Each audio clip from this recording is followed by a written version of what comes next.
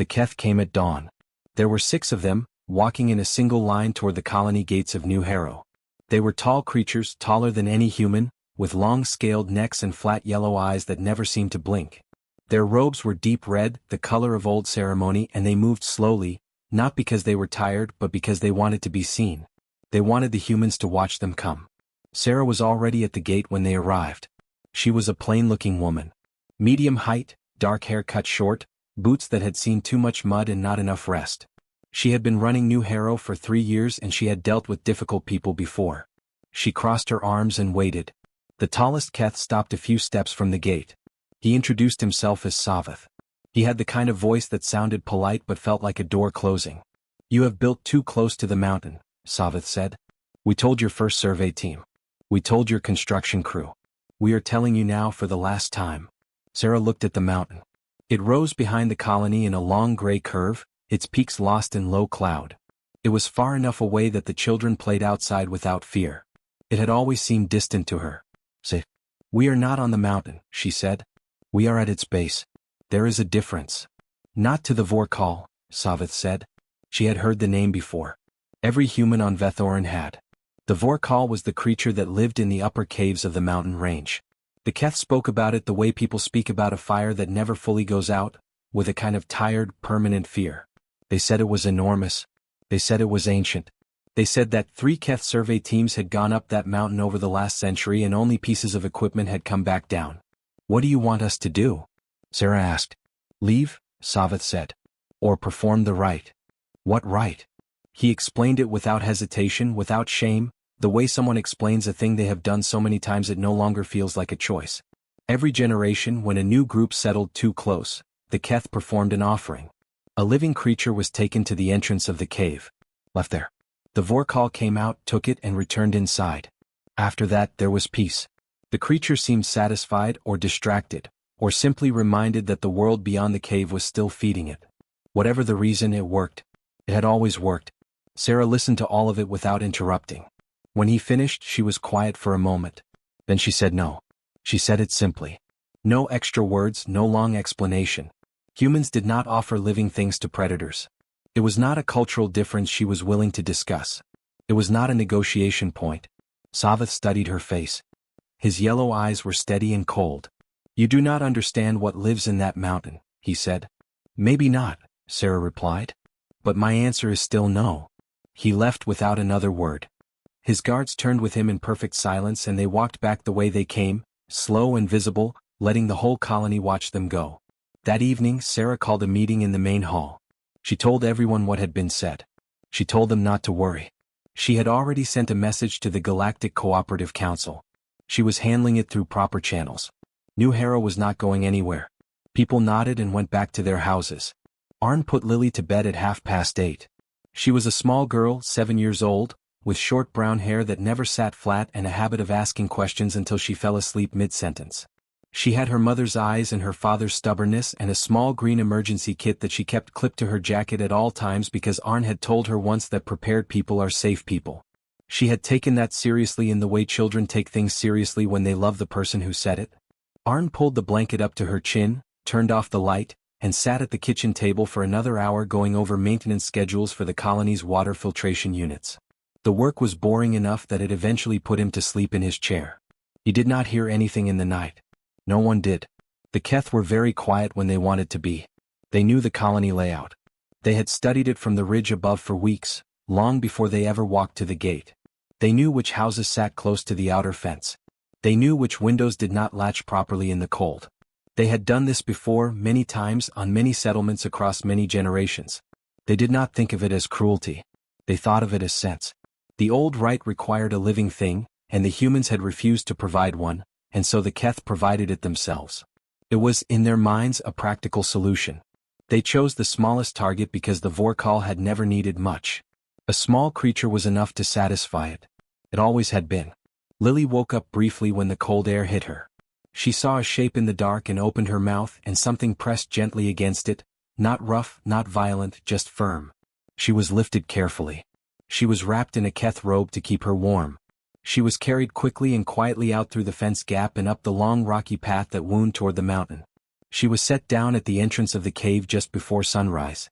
The ground there was flat stone, dark and smooth, worn down by years of something very heavy moving across it regularly.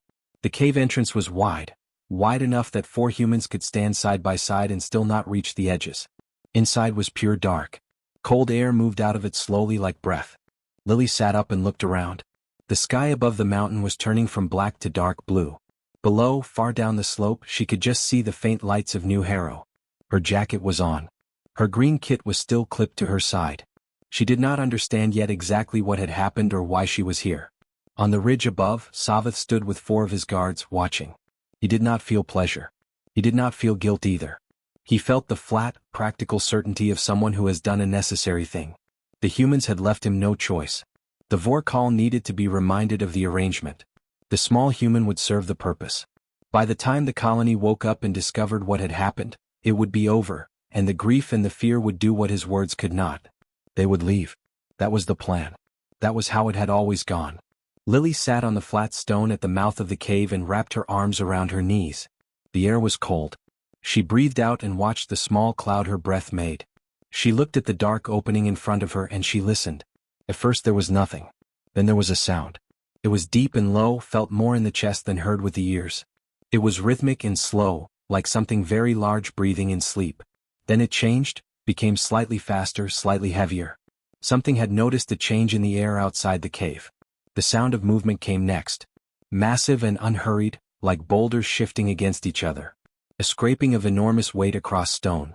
Then a pause. Then more movement, closer now, and the cold air from the cave increased, pushed outward by something large coming toward the entrance. Savath straightened on the ridge. His guards went still. The darkness inside the cave began to take shape. Something was coming. Lily looked at the entrance. She did not run. She did not fully understand that she should. She was 7 years old and she had been carried from her bed in the night and placed on a cold mountain by creatures who expected her to die here, and she did not know any of that yet. She just looked at the dark, at the enormous shape slowly filling it, and she waited to see what would happen next. The ground beneath her trembled once. Then the Vorkal stepped into the gray light of early morning, and the whole mountain seemed to hold its breath. The Vorkal was the largest living thing Lily had ever seen. It came out of the cave slowly, the way a hill might move if hills could decide to get up and walk.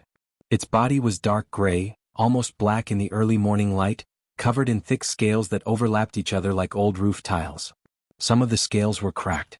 Some were missing entirely, leaving patches of darker skin underneath. Its 4 legs were as wide as tree trunks and they pressed into the stone floor of the cave entrance with a weight that made the ground feel different. Heavier, more serious, like the mountain itself was paying attention. Its wings were folded against its back. Even folded, they were enormous, the tips reaching higher than the cave entrance. Its tail dragged behind it slowly, scraping across the stone with a sound like grinding rock. And its head. Its head came last, lowering through the cave entrance on a long thick neck, dropping down until it was level with the open air outside. It was the size of a small vehicle. Its jaw was wide and its nostrils were large and dark, and when it breathed out, the air that came from them was warm and smelled like deep earth and old stone and something underneath that Lily could not name. Its eyes opened fully in the morning light. They were gold. Not yellow, not amber, gold the way old coins are gold, deep and rich and full of something that had been there for a very long time. They moved slowly across the flat stone outside the cave, adjusting to the light, taking in the sky, the ridge, the pale horizon. Then they found Lily. The creature went completely still. Not the stillness of something about to attack. Not tense or coiled. Just stopped. The way something stops when it sees a thing it does not recognize and needs a moment to understand what it is looking at. Lily looked back at it.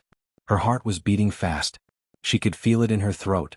Her hands were pressed flat against the stone on either side of her and she was not breathing properly, short, shallow breaths that made small clouds in the cold air. Every part of her body was telling her to get up and run. She understood that. She felt it clearly. But her legs did not move. Later, when people asked her about this moment, she would struggle to explain it. She would say she did not feel brave.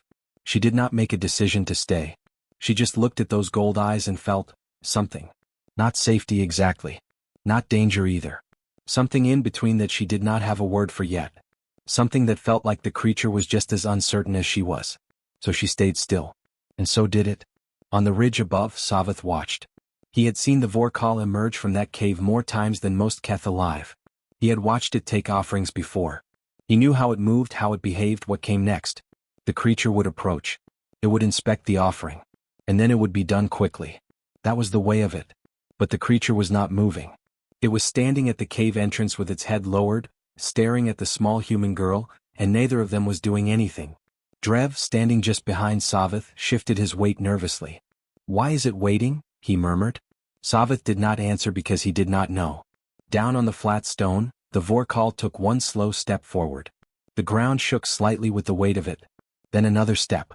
Each movement careful, deliberate, nothing like the heavy charging motion Savith had seen before. It moved the way something moves when it is trying not to frighten a thing it is curious about. It brought its head lower, closer to Lily, until its nose was only a few meters from her face. It breathed in. The air around Lily moved like a strong wind and she had to close her eyes against it. When she opened them again, the creature's face filled most of her vision. She could see every scale on its jaw, every small scar around its nostrils, the thin membrane that covered its gold eyes briefly when it blinked. It blinked slowly. What? And that was when Lily saw the leg. She had not noticed it when the creature first came out because she had been looking at its face, at its eyes, at the sheer size of it. But now, with the creature standing close and still in front of her, she could see its left foreleg clearly. Just above the middle joint, where the leg bent, the scales had separated. They spread outward from a central point like a flower that had opened wrong, pulling apart from each other to reveal the skin beneath. That skin was bad. It was swollen and dark red at the center and the wrong color at the edges, too pale, too tight, the kind of skin that meant something underneath had been wrong for a long time. The wound was not fresh. It had not been fresh for a very long time. The flesh around it was raised and hard and the discoloration spread up the leg in faint dark lines that Lily recognized because she had once had an infected cut on her hand that had started to do the same thing before her father caught it and treated it properly. She forgot for a moment that she was supposed to be afraid. She unclipped her green kit. The sound of the small metal clasp was very loud in the silence of the mountain. The creature's eyes moved to her hands. It watched her open the kit with both thumbs the way she always did, pressing the two front buttons at the same time. Inside, 3 folded bandages, 2 antiseptic wipes and silver packets, a small pair of scissors, a tube of wound gel, and a tiny roll of medical tape. All of it chosen by her father, explained to her one item at a time on a Sunday afternoon in their kitchen. She took out an antiseptic wipe. She tore the silver packet open carefully, slowly, watching the creature's eyes the whole time. It did not move. It tracked her hands with those gold eyes, patient and unblinking. She stood up. Her legs were shaking slightly. She stood up anyway and took 3 small steps toward the creature's injured leg. She stopped when she was close enough to reach it. The leg was warm. She could feel the heat coming off the wound from where she stood. She pressed the wipe gently against the outer edge of the wound. The Vorkal's entire body tensed. Every muscle under those dark scales pulled tight at once and Lily felt the change in the air, felt the sudden held stillness of something enormous that had just felt an unexpected sensation. Her hand froze against the leg. She did not pull it away. She did not step back. She just waited, her hand pressed lightly to the creature's wounded skin, and she said quietly, almost to herself, "It's okay. This part stings a little. But it helps." 3 seconds passed. The tension left the creature's body slowly, like air going out of something.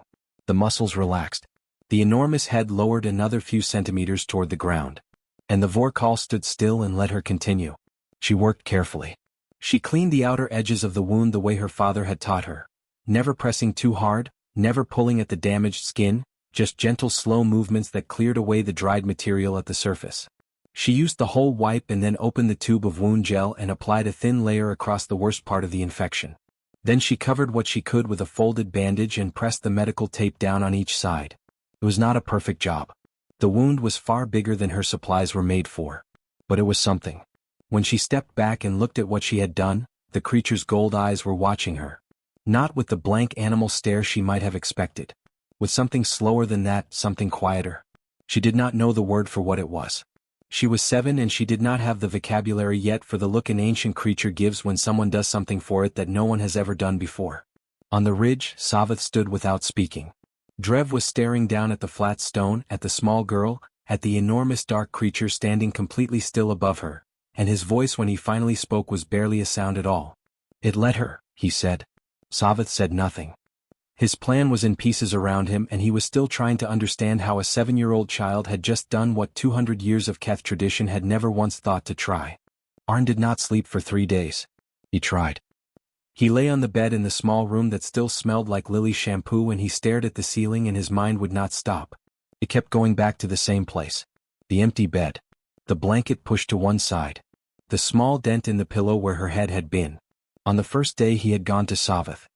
He had walked to the Keth camp at the edge of the colony boundary and he had stood outside it and he had asked, in a voice that was very controlled and very quiet, where his daughter was. Savath had looked at him with those flat yellow eyes and said that the rite had been performed. That it was done. That the humans should now consider leaving while the peace held. Arn had looked at him for a long moment. Then he had turned around and walked back to the colony without another word, because he understood that if he stayed one more second he would do something that could not be undone, and that would not bring Lily home. Sarah had filed emergency communications immediately. To the Galactic Cooperative Council. To the nearest human fleet station. To every channel she had access to. She had documented everything. The Keth visit, the ultimatum, the refusal, and then the disappearance of a 7-year-old child from a locked colony in the middle of the night. She was calm when she did it. She was always calm when things were serious. It was the thing Arn had always respected most about her and the thing that frustrated him most right now because he did not feel calm at all. Search teams went up the lower slope on the first day and came back with nothing. The rock was hard and left no tracks.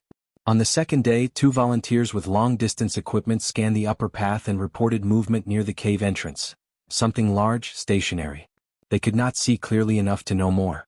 On the third day, a Keth scout came to the colony gate with an unexpected message. The girl was alive.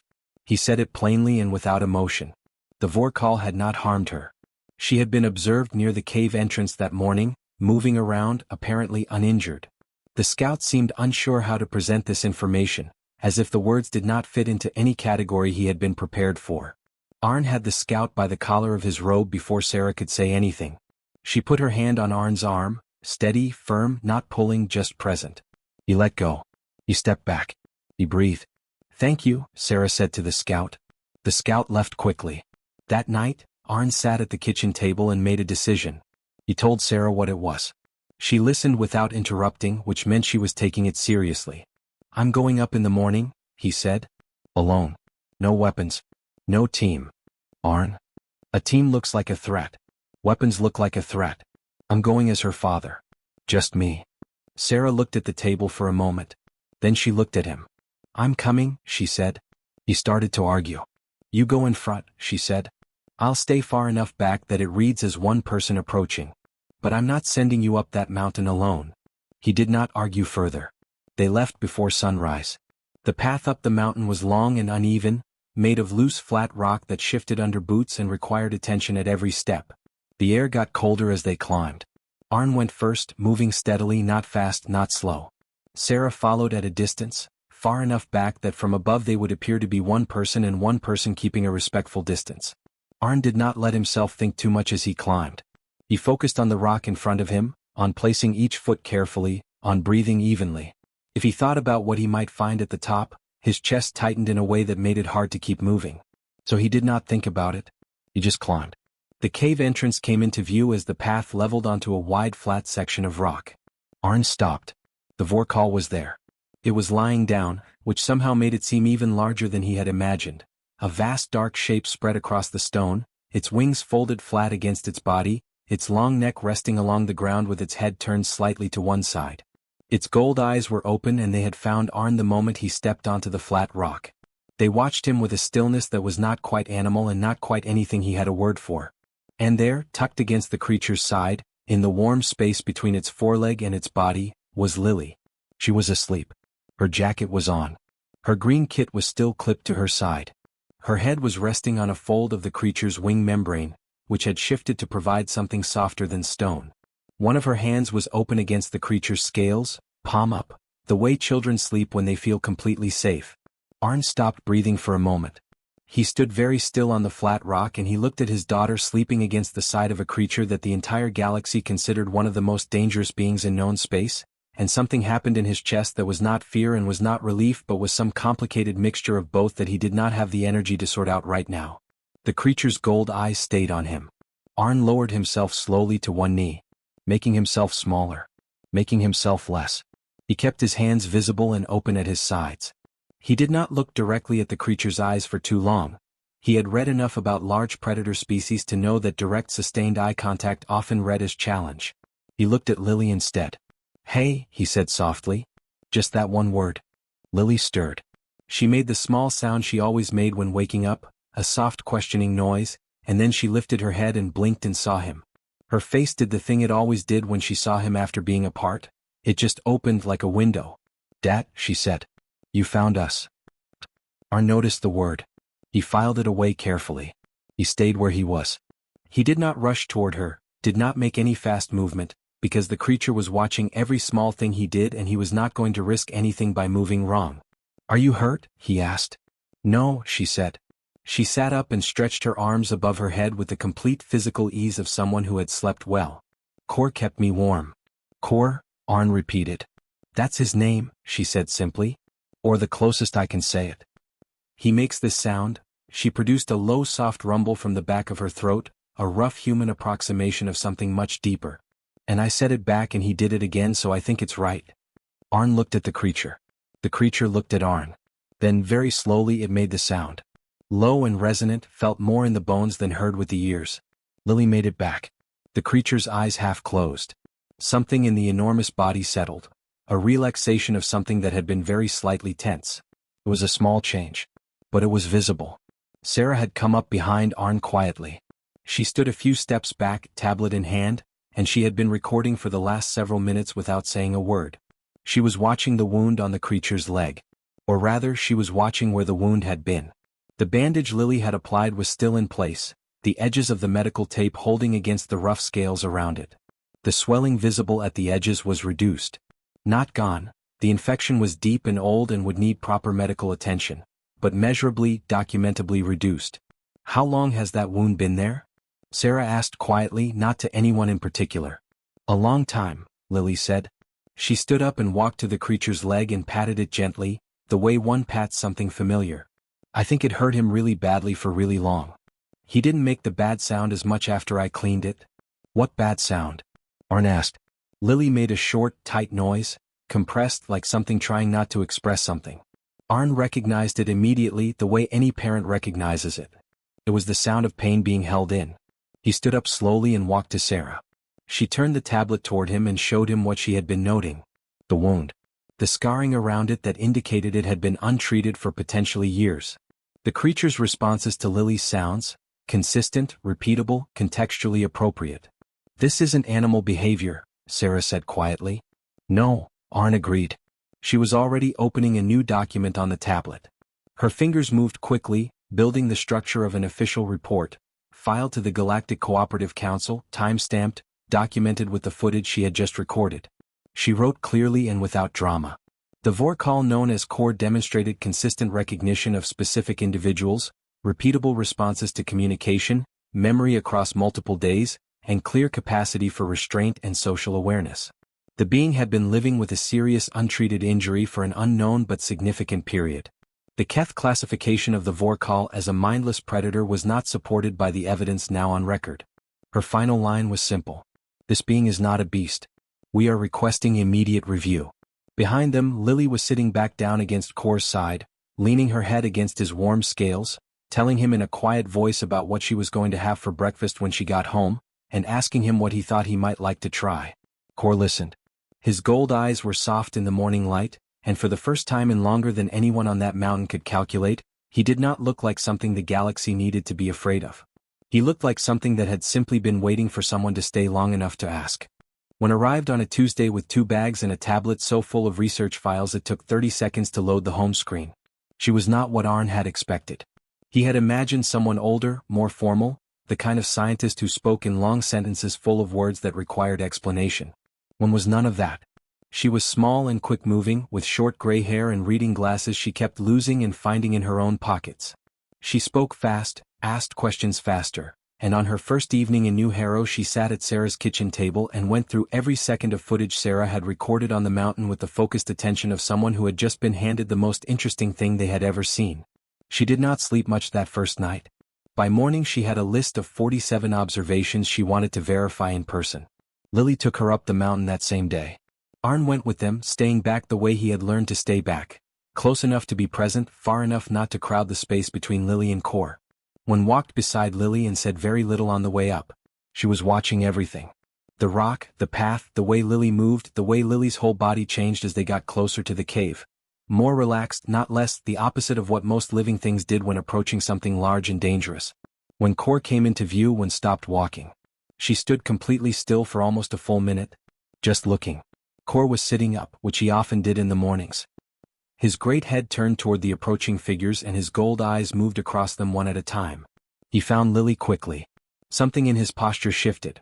Not dramatically, just a small settling, the kind of adjustment a person makes when they see someone they were expecting. He recognized her, one said quietly. Not to anyone. Just out loud, the way scientists speak when something confirms what they were hoping for. She set up a short distance away and began her work. Over the following weeks, one documented everything.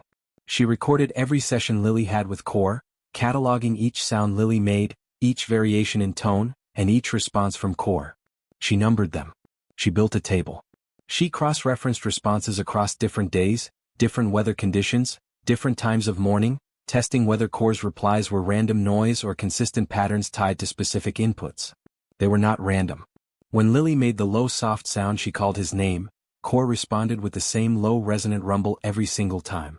When she made a shorter, lighter sound she had started using when she was asking him something, Core's eyes would move to whatever she was gesturing toward. When she made the tight compressed sound she used when she thought something was wrong, Core would lift his head and look in the direction she was facing. 17 confirmed sounds. 9 confirmed gestures. All of them consistent. All of them repeatable. On the morning of the 31st day, when sat down next to Arn outside the colony's small medical building and put her tablet face up on the table between them. It's real, she said. Arn looked at the table of data on the screen. He was not a scientist. He could not read every detail of what she had compiled. But the pattern was clear even to him. Column after column of consistent responses, day after day, week after week. You're certain? He asked. The pattern recognition alone is beyond anything instinct explains, one said. He remembers. He responds to context, not just sound. He adjusts when something is new.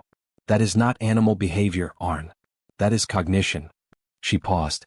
Your daughter has been having real conversations with a sapient being for over a month. Rough ones. Simple ones. But real. Arn was quiet for a moment. She made a chart, he said. I know, one said. I've been using it. It's accurate. One submitted her preliminary findings to the Galactic Cooperative Council that same afternoon. She sent the footage, the data tables, Lily's chart, and her own 30-page analysis. She marked it urgent. She added a note at the top that said simply, this requires immediate attention. We have been wrong about this species for a very long time. The response came back in 4 days. Not from the council. From the Keth. Savath filed a legal motion before the council had finished reviewing Wen's report. The motion was long and carefully written, full of formal language and historical records going back 2 centuries. Its core argument was simple. The Vorkal species had been classified as apex predators under galactic dangerous organism statutes for 180 years. That classification was established law. Any review of sapience would take years, possibly decades, to complete through proper channels. Until that review was finished, the existing classification stood. And under the existing classification, the Keth had full territorial authority over Vethorin's mountain range and the organism living within it. The motion also included, buried in its final section, a request for relocation authority. If the Vorkal could not be removed from the mountain region, the Keth requested permission to pursue alternative management of the organism. The language was careful, clinical. It did not use the word destroy. But Sarah read it 3 times and understood exactly what it meant. She brought it to Arn. He read it once and put it down on the table. They're scared, he said. Yes, Sarah said. Of being wrong. Of what being wrong means, she said. If Core is sapient, then everything they have done to his species for 2 centuries was not management. It was something else entirely. And they know that. The council, now receiving both Wen's report and the Keth legal motion at the same time, did what large governing bodies do when faced with 2 urgent and opposing claims. They called a tribunal. The hearing was scheduled for 30 days out, to be held aboard the council station Havath Prime in Vethorin orbit. Both parties were given equal time to present evidence. The council assigned 3 independent arbiters to oversee the proceedings and 4 more to observe. When the news reached New Harrow, the colony went quiet for an evening. When spent the following weeks preparing. She organized the footage into a clear, structured presentation. She built visual comparisons showing Core's responses against documented responses of confirmed sapient species at early contact stages. The similarities were not small. They were not subtle. Side by side on a screen, the patterns looked nearly identical. Arn spent those weeks watching Lily. She did not fully understand what was happening. She knew there was a meeting. She knew it was important. She knew it was about Core. She went up the mountain every morning the same as always, sat with him the same as always, worked on her chart the same as always.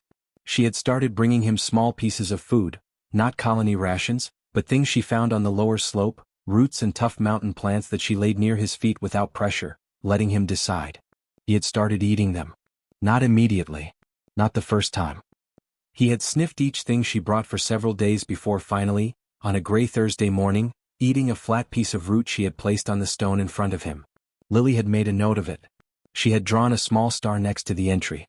One had cried a little when she saw that entry. She had turned away so Lily would not notice.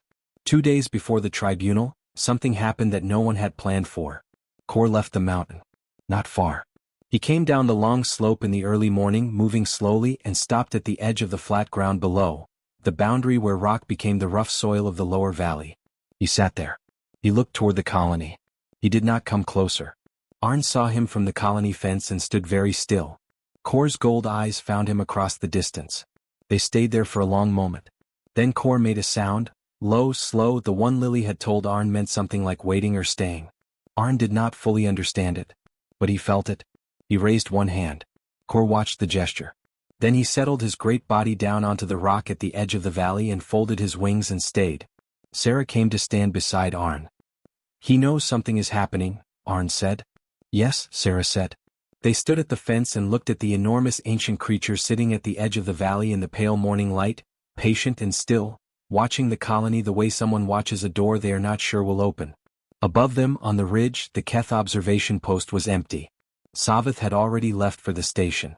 The hearing was in 2 days, and everything, Core's life, the colony's future, and 2 centuries of galactic assumption, was about to come down to a single room, and the evidence 2 humans and a 7-year-old girl had gathered on a cold mountain. The station Havith Prime was cold and gray and very serious. It sat in high orbit above Vethorin like a large metal ring, slow turning, its viewports catching the pale light of the planet below. Inside, the corridors were wide and clean and full of the particular silence that comes when many different species are in the same place and all of them are being careful about what they say.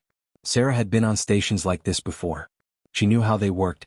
She knew the rhythm of formal proceedings, the way evidence was presented, the way arbiters listened with their faces arranged into careful neutrality while their minds were already forming opinions.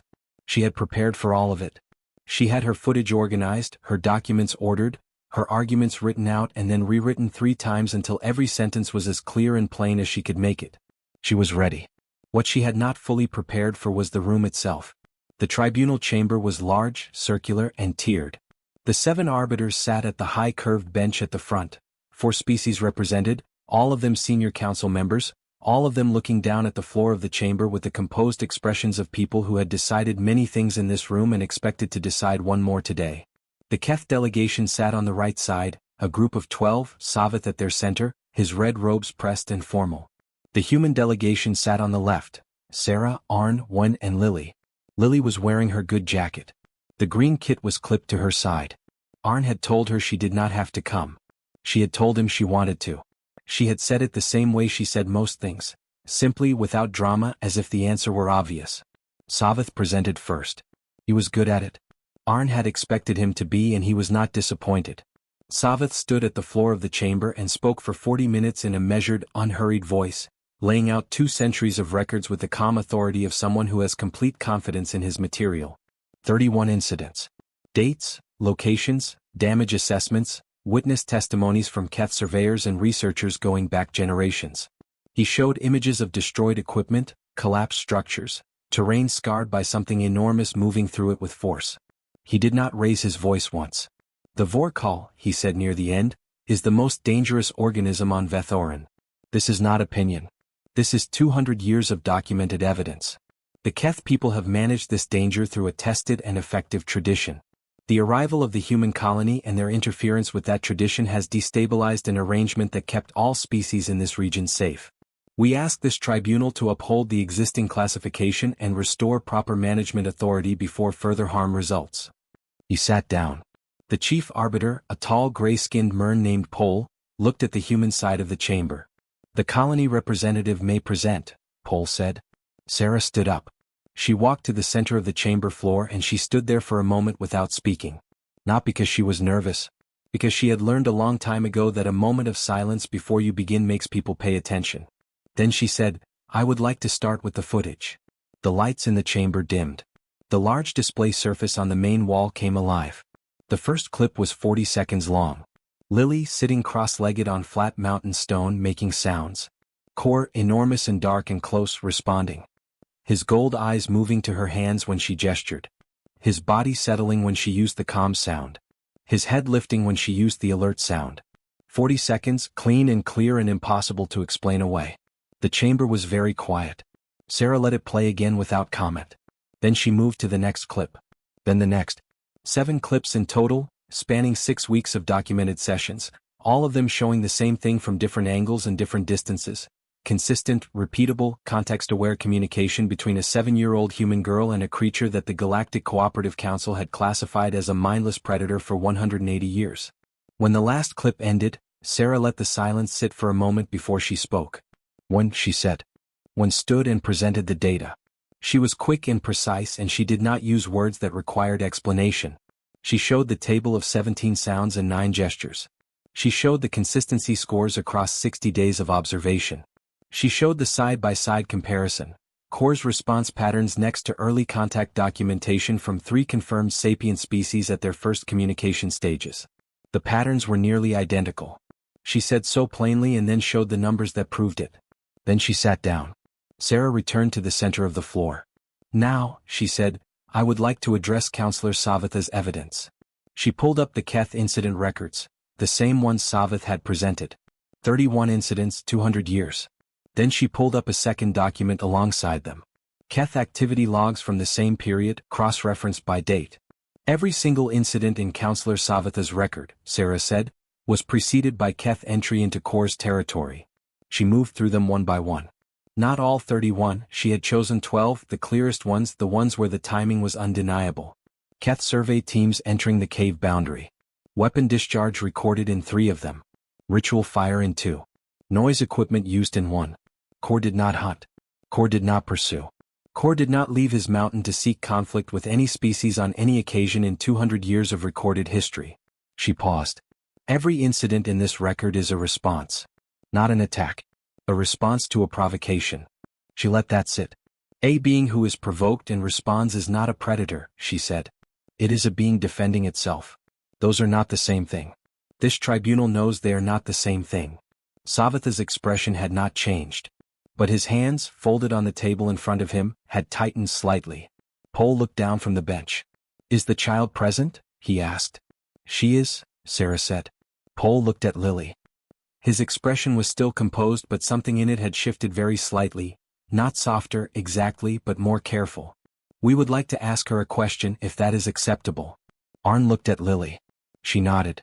She stood up and walked to the center of the chamber floor and stood where Sarah had stood, small and straight, her green kit clipped to her jacket, looking up at the row of arbiters with the same open steady eyes she had turned toward a dragon on a cold mountain 8 weeks ago. Pole leaned forward slightly.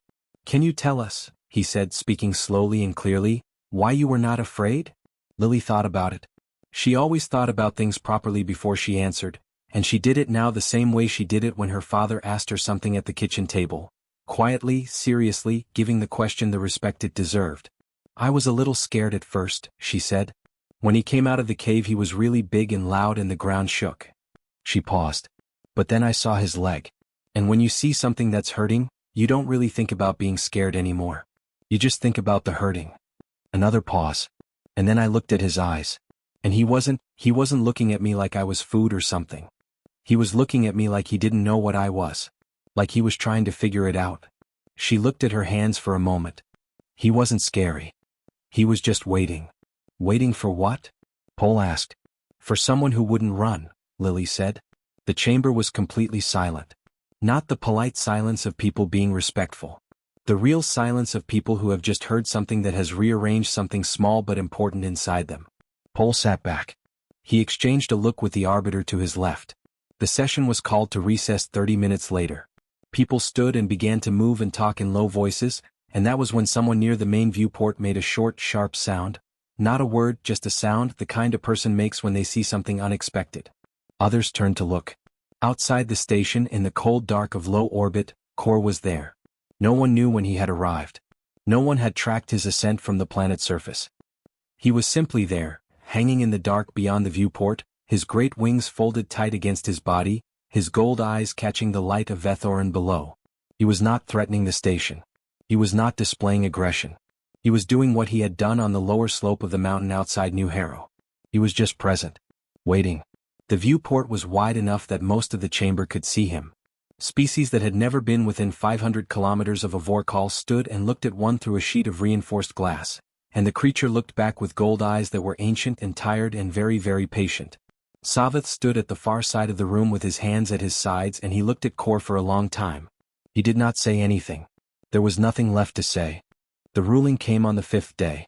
Pol read it standing, the way serious rulings were always delivered on Haveth Prime. The chamber was full. Every seat taken. The Keth delegation sat in their row with the particular stillness of people who already knew the answer and had spent 4 days deciding how they would receive it in public. Pol's voice was even and unhurried. The tribunal found, based on documented evidence submitted by xenobiologist Wen and colony representative Sarah, that the Vorkal known as Kor demonstrated consistent and repeatable indicators of sapient cognition, memory, communication, restraint, context awareness. The evidence met and exceeded the threshold required for provisional sapient status under Galactic Cooperative Council standards. Kor was granted full sapient status, effective immediately. The Keth offering ritual was formally suspended and referred to the Council Ethics Committee for full review. The word the ruling used was suspended. Everyone in the room understood it would not be coming back. The human colony of New Harrow was granted permanent protected settlement rights on Vethorin. Documented. Signed. Final. Pol set down the paper. The chamber stayed quiet for a moment. Then the sound began, low at first, a murmur that moved through the non-Keth delegations and observers, growing into something that was not quite applause but was close to it, the sound of many different species expressing the same feeling in their own particular ways. Sarah sat very still and let out a long slow breath. Arn put his hand over Lily's and she looked up at him and smiled the way she smiled when something turned out the way she had hoped. Not surprised, just satisfied, like a person who had done the right thing and was glad it had worked. Savath stood, gathered his documents and walked out of the chamber. He did not look at the human delegation. He did not look at the viewport. He walked in a straight line to the door and through it and was gone. His remaining delegation followed one by one until the Keth side of the chamber was empty. One was already on her tablet. She had been on it since Pol started reading, not out of disrespect but because her mind worked the way it always worked. Forward, always forward, one answered question opening the door to the next. She had been thinking, while the ruling was being read, about something she had found 3 weeks earlier in the Deep Survey archive. She had not mentioned it to anyone yet. She had not been sure enough. But now, with the ruling done and Kor's status confirmed, the thing she had found felt more urgent than it had before. She finished the message she had been drafting and sent it to Sarah's tablet. Sarah felt it arrive, looked down, read the subject line and looked across at one met her eyes and gave a small nod. That evening, after the shuttle back to New Harrow, after Lily had been fed and bathed and put to bed with considerably less difficulty than usual because she fell asleep before her head fully reached the pillow, Arn and Sarah sat at the kitchen table with one opened her tablet and told them what she had found. 3 weeks earlier, while building her comparison database for the tribunal, one had gone into the Galactic Cooperative Council's Deep Survey archive. A vast library of exploration records going back 400 years, filed by dozens of species, covering thousands of planets. She had been searching for early contact records involving large predator species, looking for behavioral data to compare against Kor's patterns. She had found something else. 7 other worlds. 7 separate survey records from 7 separate exploration teams across 4 centuries. Each record described a large organism, different in specific physical detail but consistent in fundamental biology with the Vorkal species. Each record described the organism as dangerous and non-communicative. Each record recommended avoidance. Each record noted, somewhere in its observations, usually in a single line buried among warnings and damage assessments, something strange. A behavior that did not fit. On one world, a survey team had noted that the creature had not attacked when it easily could have. It had simply watched them retreat and then return to its location. On another world, a researcher had written that the creature appeared to respond differently to different tones of voice, though the note had been dismissed in the final report as observer error. On a third world, the record noted that the creature had never been observed leaving a specific territory despite having no apparent physical barrier preventing it from doing so. 7 worlds. 7 creatures sitting in territories they did not leave, responding to things they were not supposed to be able to respond to, showing restraint that mindless predators do not show, in worlds where nobody had ever stayed long enough to notice what those things meant. When laid it all out on the table, planet by planet, one record at a time. The kitchen was very quiet. Arn looked at the records for a long time. He looked at the dates. Some of them were recent. Some of them went back over a century. One record was 260 years old, filed by a Celtai exploration team that had landed briefly and left quickly and noted in their closing summary that the planetary apex predator was to be avoided at all costs. 260 years ago, a being had watched a survey team retreat from its territory and had not followed. And for 260 years, nobody had wondered why. They're all like Core, Arn said. I believe so, one said. The biology matches closely enough. The behaviors match closely enough. I cannot be certain without contact. But the pattern is, she stopped. Started again. When I look at Core now, knowing what I know, and then I read these records, I keep seeing the same thing. What? Sarah asked. Waiting, one said simply. Nobody spoke for a moment. Then Sarah straightened in her chair and pulled the tablet toward her. She read through the 7 records herself, carefully, the way she read everything, looking for the structure of it, the shape of what needed to happen next. She submitted Wen's findings to the Galactic Cooperative Council the same night. She attached all 7 survey records, Wen's analysis, and a single-page summary that made the situation as clear and plain as she could make it. 7 worlds. 7 beings. All currently classified under the same statutes that had been applied to Core. All currently uncontacted. The Council's response came faster than anyone expected. By the following morning, 6 new contact missions were already in early planning stages. A 7th was being discussed, but the target world required additional review due to political complications with the species that currently held territorial claim over it. All 6 confirmed missions were modeled directly on the new Harrow approach. No weapons near the contact zone. No large teams. Patient, extended observation before any attempt at communication. Medical assessment as a first point of contact where injury was suspected. Small offerings of food, left without pressure on the creature's terms. And simple sounds. Repeated. Consistently. Waiting for a response. When Lily found out she was eating breakfast, Arn told her carefully, watching her face, trying to gauge how a 7-year-old processed news of this size. She listened with her spoon halfway to her mouth. When he finished, she put the spoon down. They've all been alone, she said. We think so, Arn said. For a very long time. Lily was quiet for a moment. She looked at the table. Then she looked up. We should go say hello, she said. Arn looked at her. Something in his chest did the complicated thing it had been doing since the morning he had found her asleep on a mountain against the side of a dragon. Pride and fear and something that felt very much like wonder all at the same time. People are going to, he said. Because of you. She picked her spoon back up and considered this with the same serious expression she gave most things. Because of Core, she said. He was nice first. That afternoon, Lily went up the mountain the way she did every afternoon. Arn watched her go from the colony fence, her small figure moving up the path with the easy familiarity of someone who had made this walk many times. Core was already visible on the flat stone outside the cave, sitting up, his gold eyes tracking her the moment she came into view on the lower path. His tail moved once, a slow, deliberate sweep across the stone that one had logged as the gesture most consistently associated with recognition. Lily raised her hand. Core made the low sound. The one she had named him after. The one that meant, as best any human had been able to determine, something close to here or present or simply I am still here. She made it back.